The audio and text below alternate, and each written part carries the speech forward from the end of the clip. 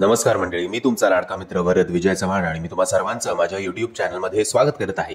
मंडळी, पृथ्वीराज सुकुमार starrer the गोट life हा एक मल्याळम सिनेमा आज आपल्या भेटीला आलेला आहे. हिंदीमध्ये सुद्धा हा सिनेमा अवेलेबल आहे, बट याचे ऑप्शन्स हिंदीमधले खूप कमी आहेत. त्यामुळे जरी तुम्ही हा सिनेमा मल्याळममध्ये बघितलात तरी एवढा प्रॉब्लेम होणार नाही. एक सर्व्हायवल थ्रिलर हा असा मूवी आहे. रिअल लाईफ स्टोरीवर आधारित हा मूवी आहे. नजीब त्या माणसाचं नाव होतं. त्याच्यावर आधारित, त्याच्या आयुष्यात घडलेल्या गोष्टींवर आधारित ही कथा आहे.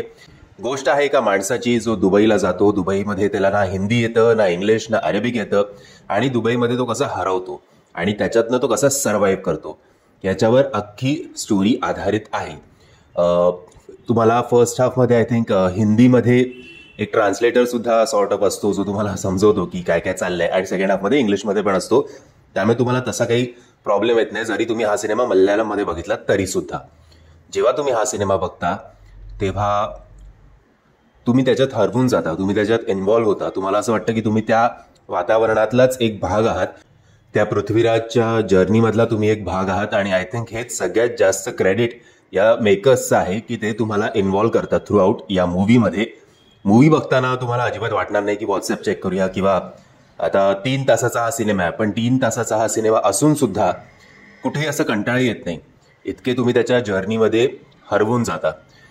एक न्यूड सीन आहे सिनेमामध्ये, पण तो काही असं फार खटकत नाही. फॅमिलीबरोबर तुम्ही बघू शकता. आणि 1-2 केसेस आहेत, पण ते सुद्धा त्या जर्नीमध्ये इतके तुम्ही एनग्रॉस झालेले असतात ना की या सगळ्या गोष्टी तुम्हाला काही फारशा खटकत नाहीत. सो फॅमिलीबरोबर तुम्ही हा सिनेमा बघू शकता.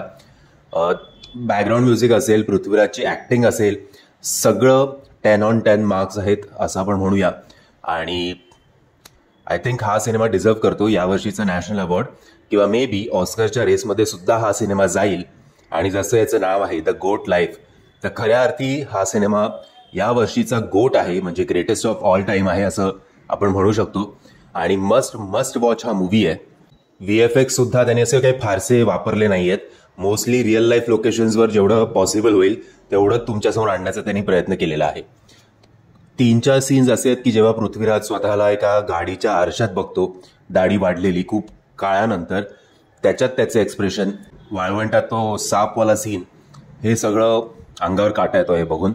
सो माझ्याकडनं आय थिंक मी या सिनेमाला देईन 4.5 स्टार. म्हणजे थोडा स्लो आहे, बट मल्याळम सिनेमाची जर तुम्हाला सवय असेल तर तुम्हाला माहिती आहे की मल्याळम सिनेमा तमिळ तेलुगू सारखे असे फास्ट आणि कमर्शियल नसतात, थोडे स्लो आणि इंटेलेक्च्युअल असतात.